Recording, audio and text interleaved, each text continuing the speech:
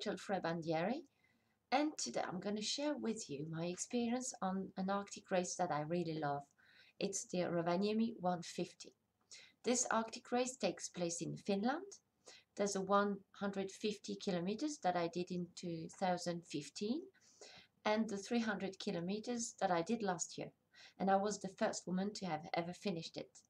So I was really happy, and I think my experience can be useful if you want to take part in one of these races. I hope I can share with you this passion I have for this kind of races and give you a taste of what it feels to run a race like this.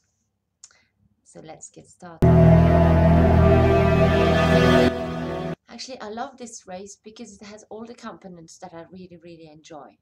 First, it takes place in Finland, and it has this northern spirit, very special atmosphere that is very peculiar to this kind of races. Also, there's cold snow all around. It has this magical winter feeling. There's very little support on the race, and though you feel a lot of freedom when you run, you feel like you're alone in the wild.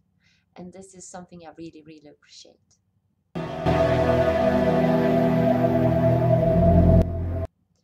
So, are Arctic races meant for you? Would you be able to run one of them?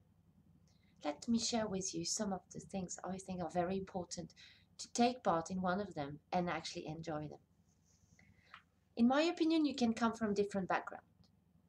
You can be a marathoner, you can be a trail runner, you can come from mountaineering, you can be a skier, a mountain biker, you can just be a power hiker, or like just enjoy doing long distance running or walking, and you'll be fine.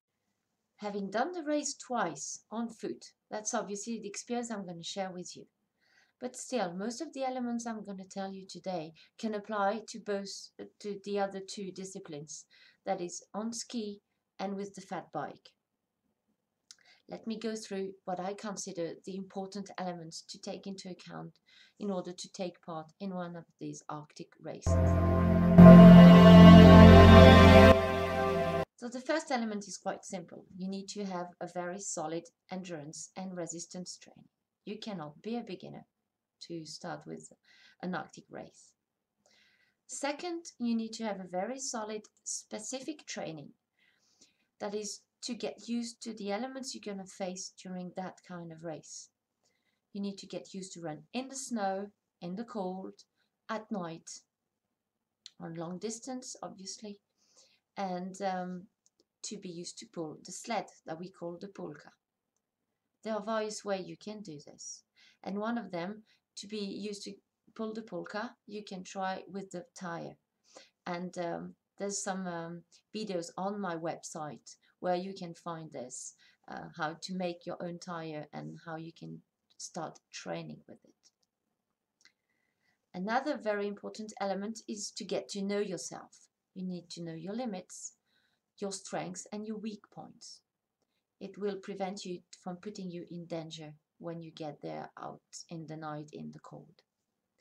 Another thing is to be very well prepared to handle any kind of weather and temperature. And you also need to have a very good body temperature regulation.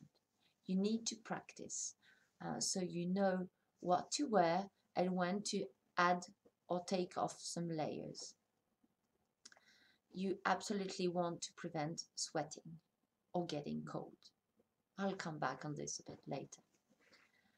Another thing is to get used to be independent and responsible enough and not to wait on the organization to mollycoddle you, okay?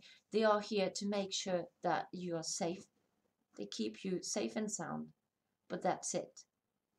They just make sure all goes well, but they're not going to be there at every corner to make sure you're still eating enough or you're warm enough.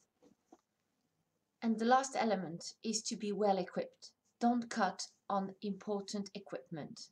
Okay, that gear doesn't weigh so much, and you really need to have everything possible to keep you warm in case of you having to wait or you have to stop or whatever, okay, happens on the trail.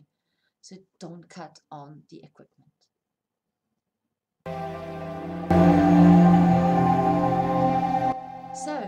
If you like running in the wild, if you like races where there's very little support, if you like to spend a lot of time in nature, and if you like snow, winter condition, then Arctic races are for you, and they are great.